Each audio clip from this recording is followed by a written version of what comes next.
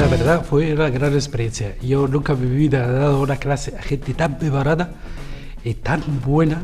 Y al final y al cabo lo estoy aprendiendo yo de ellos, ¿no? Más que yo, ellos aprenden de mí. Lo único que quise hacer en la clase es compartir una experiencia. Que yo vengo de un mundo con financiar una empresa con solo 3.000 euros y un capital por detrás y en financiación externa. ¿Cómo puedes llegar a facturar unos 140 millones? Sin deudas, sin crédito, hasta el día de hoy. ¿O era mi objetivo transmitir todas las dificultades que hemos pasado para llegar a este punto y todas las alegrías que nos dio el sacrificio de los primeros años de nuestro trabajo? ¿O qué significa la libertad en tomar una decisión?